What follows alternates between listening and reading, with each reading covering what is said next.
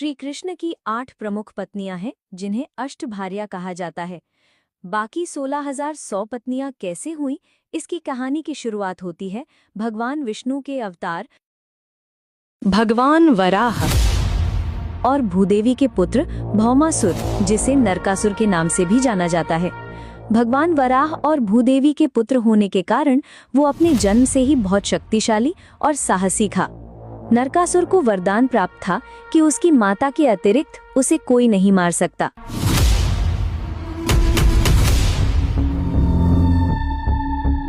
इस वरदान के कारण नरकासुर बहुत शक्तिशाली और अहंकारी हो गया था। शुरुआत में वो एक नेक और धार्मिक व्यक्ति था।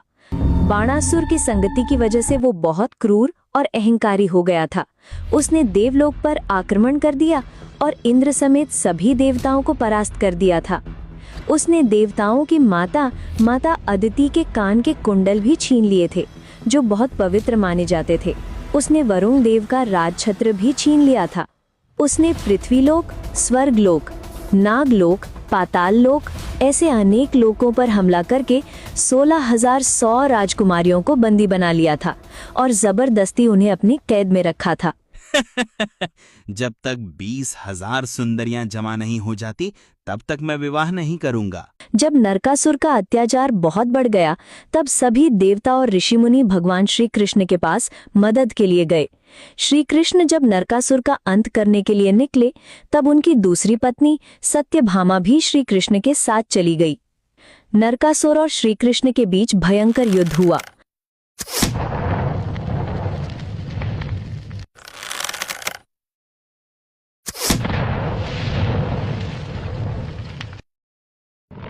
युद्ध के दौरान नरकासुर ने एक शक्तिशाली हथियार से श्री कृष्ण पर हमला किया, जिससे वे क्षण भर के लिए बेहोश हो गए।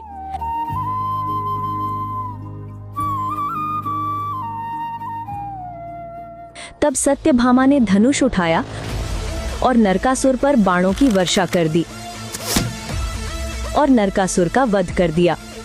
सत्यभामा भूदेवी का ही एक अवतार है। श्री कृष्ण ने कन्याओं को बंदी गृह से मुक्त किया और उन्हें अपने अपने घर जाने के लिए सारी सुविधाएं दी। लेकिन कन्याओं ने कहा, प्रभु, हम नरकासुर की कैद में लंबे समय तक रहे हैं। समाज में अब हमें सम्मान की दृष्टि से नहीं देखा जाएगा। हमारे माता पिता और समाज हमें स्वीकार नहीं करेंगे। हमसे कोई विवाह नहीं करेगा। प्रभु, हमारा कोई भविष्य नहीं है। आप हमें द्वारका में आपकी दासियां बनाकर रखिए, वरना इसके अतिरिक्त हमारा मर जाना ही उचित है। नहीं देवी, एक स्त्री माता, बहन और पत्नी हो सकती है, दासी नहीं।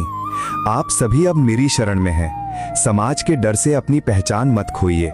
मैं आप सभी को मेरी दासी नहीं बल्कि अपनी पत्नी के रूप में स्वीकार करता हूँ। कन्याओं को सामाजिक अपमान से बचाने के लिए श्री कृष्ण ने 16,100 कन्याओं को अपनी पत्नी के रूप में स्वीकार किया और उन्हें द्वारका में सम्मान पूर्वक स्थान दिया।